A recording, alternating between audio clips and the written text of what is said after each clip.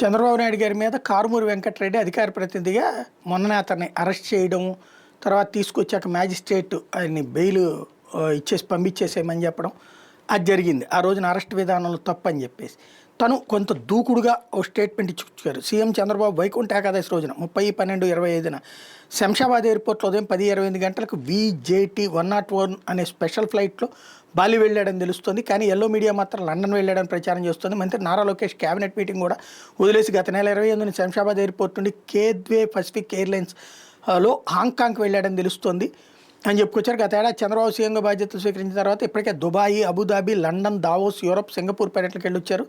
సకల శాఖల విధ్వంస మంత్రి Nara Lokesh Europe, America, Davos, Dubai, Australia, Singapore, London, Dallas, Canada వెళ్ళొచ్చారు. ఇప్పుడు ఏ దేశ పర్యటనలో ఉన్నాడో టీడీపీ నాయకులకే క్లారిటీ లేదంటూ వెంకటరెడ్డి ధ్వజమెత్తారు.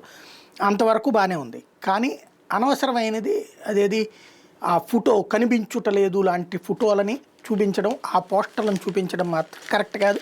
అది మనం ఫ్యాబ్రికేటెడ్ అవుతుంది, అది కరెక్ట్ కాదు. ఆ రూట్లో ఆలోచించుకుంటే బెటర్ అనమాట.